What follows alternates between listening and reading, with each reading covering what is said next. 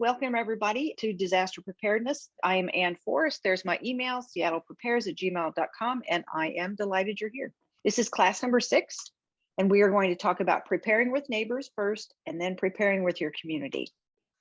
I love this poster. Being prepared for an emergency begins with hello.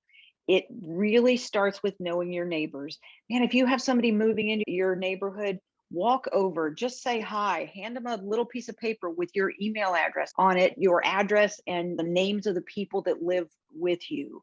Anything as simple as that is just so welcoming, and it really opens the door to having a much better conversation. There we go. Neighbors are your support system for many disasters. So things like this, if there's a fire in the neighborhood, it's not going to be my sister incarnation that's going to be standing out on the sidewalk with me, throw a blanket around me, or give me their coat.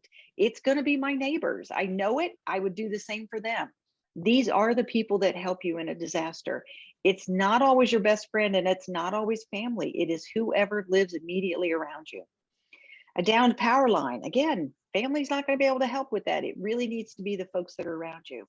And the same goes for an earthquake. It's the people that are going to be able to help you and that you're going to have to lean on and be leaned on by are your neighbors. This rugged individualism thing that we are so proud of here in the United States is just such bunk. I mean, it's a lovely idea and I get it and I'm proud of it too. But in situations like this, it is really toxic. We need each other. We need to rely on one another. Why do we need to be the help until help arrives? Well, there's about 800,000 people that live in Seattle, close to 1 million when you count in tourists.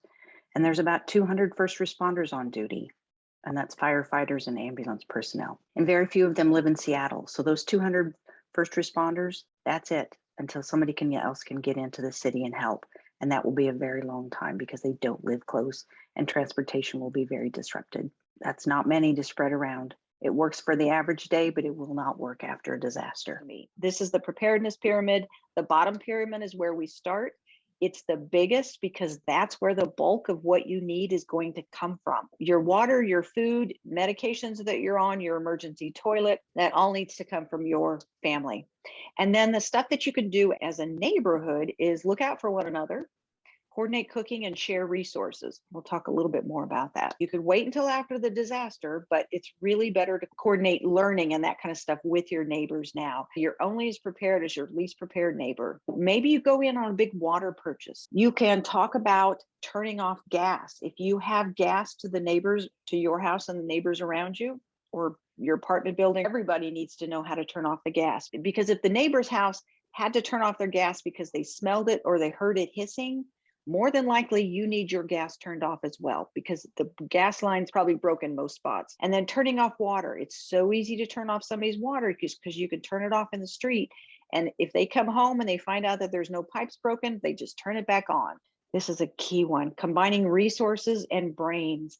They may have tools that you need. You may have skills that they need. You can't go wrong with putting people together and sharing that wealth of knowledge and experience, tools, skills. Neighbors are really good at walking 3 houses down and checking on Mr. O'Leary. He's an older gentleman. You know, he doesn't get out much.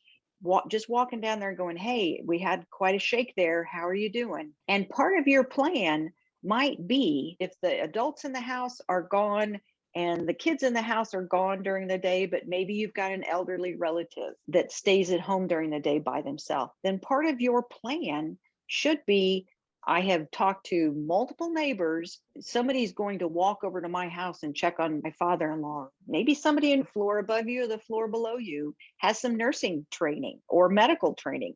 And so they're kind of the obvious first aid station.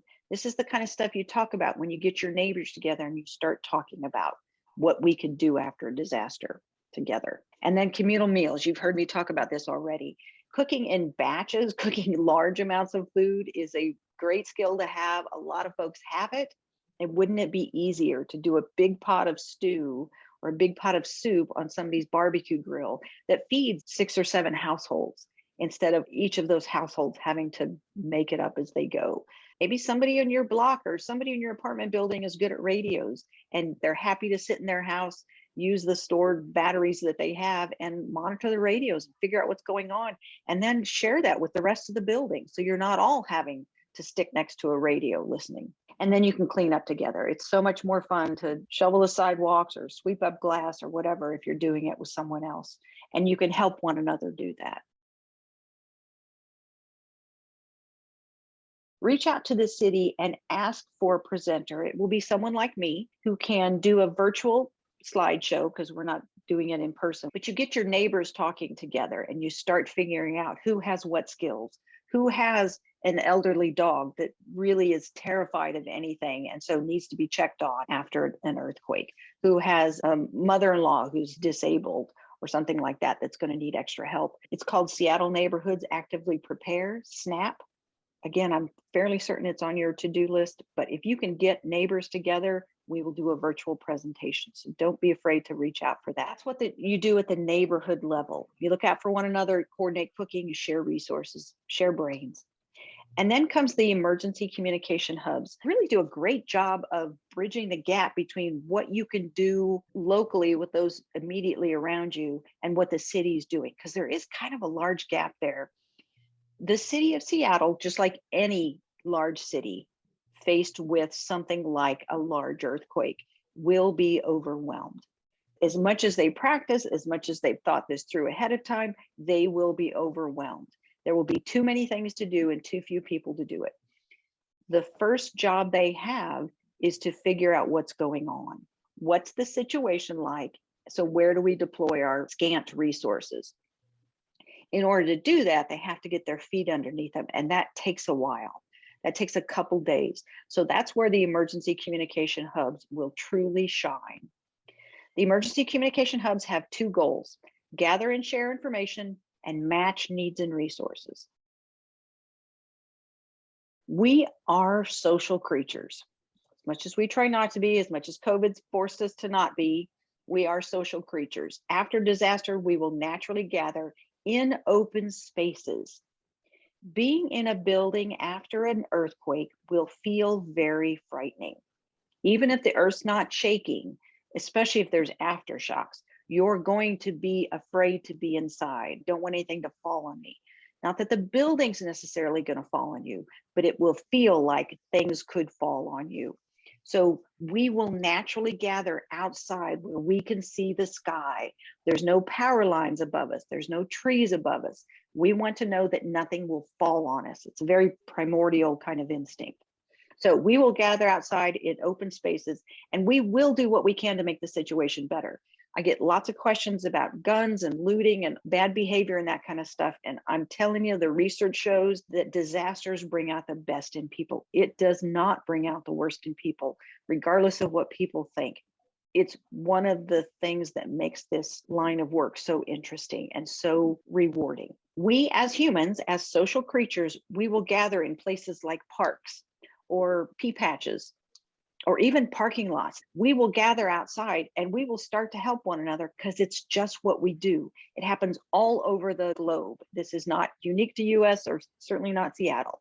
We will work together to make things better, especially when we realize that help isn't coming right away. It's going to take a little bit. This is a map of Seattle. There are two different kinds of hubs. The first one is with the open circle, and it's a natural gathering spot, but the neighbors are not organized there, not yet. The radio signals with the solid center are where neighbors in that area have gone, oh, wow, yeah, disasters. Kind of interested in that, kind of like to know what we could do to make it less sucky. And so they've started the work of gathering and getting smart and preparing their neighborhoods for a disaster. Most of the hubs we have are not organized yet, but we do have a really strong component of hubs that are organized. So the ones that are organized, you don't start getting a box. That's not the first thing that comes. You start talking to neighbors and you find other people like you that are interested in disaster preparedness and trying to plan ahead. But eventually you will get to the point where we will help you raise money to get a box. You get a box, something like this, just showing the size. Most of them will fit in the back of a pickup truck.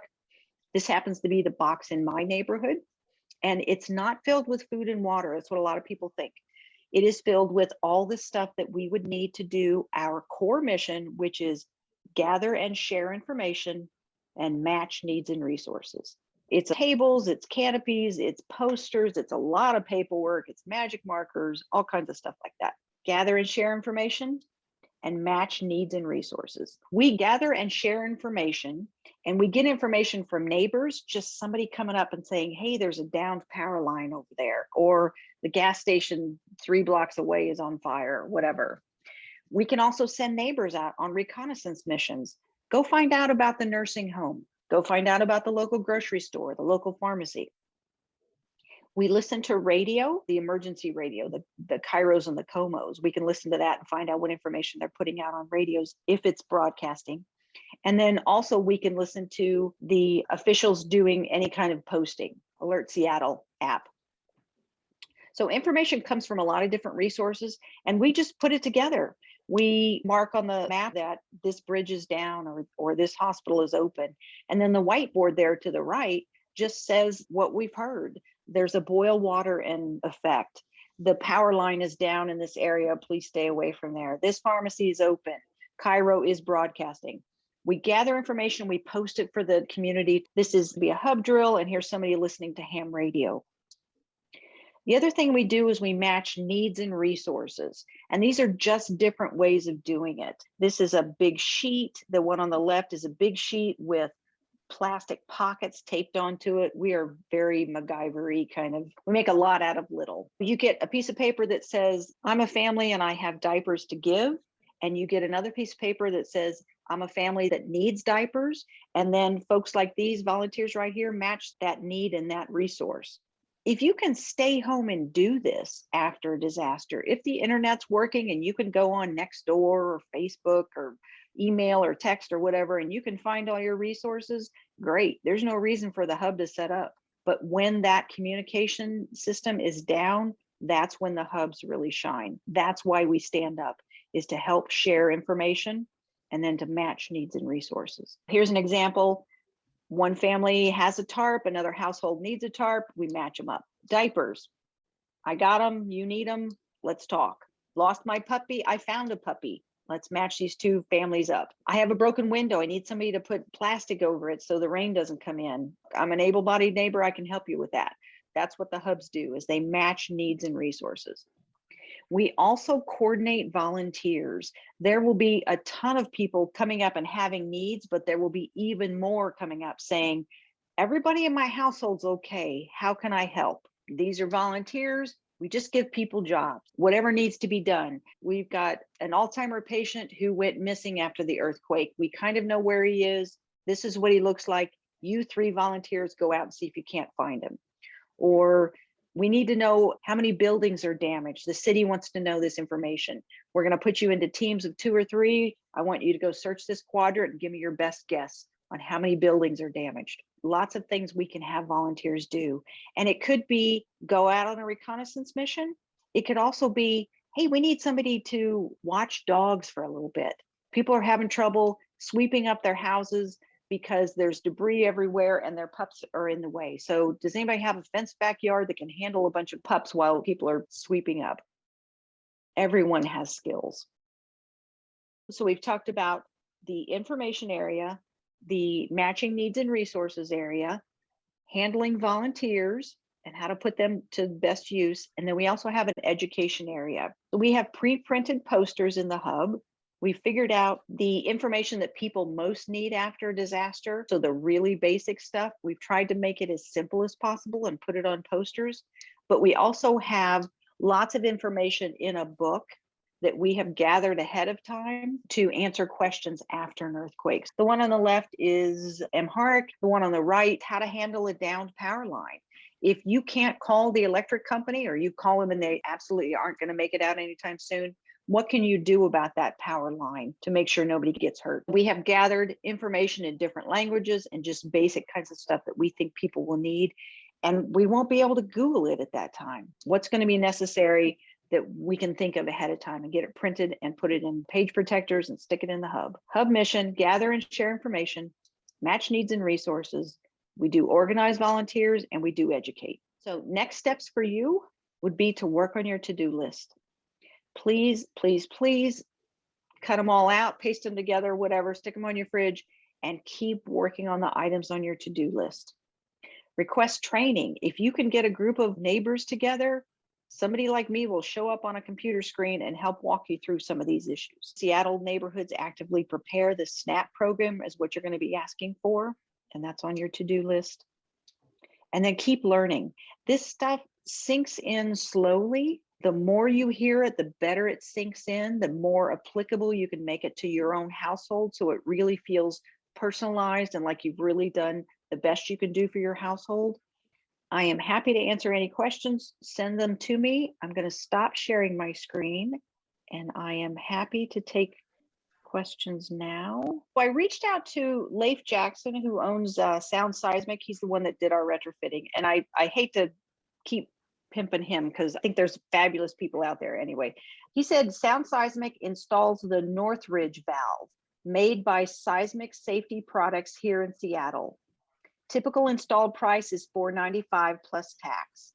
And I saw that somewhere else. I saw $492 plus tax. So I think, Jack, I think it's gone up by almost double. But it does say any plumber or HVAC contractor with a gas piping certification can install a valve.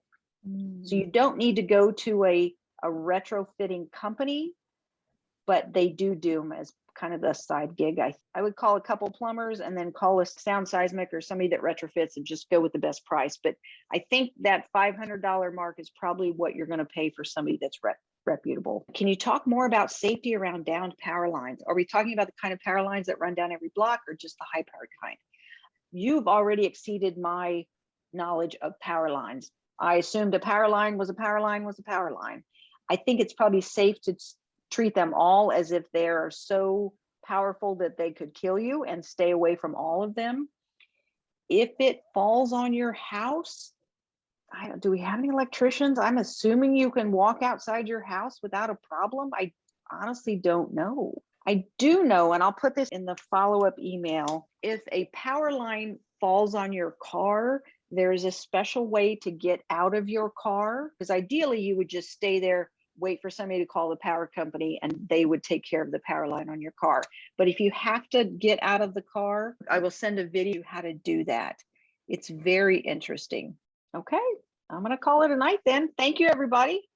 You have been a pleasure.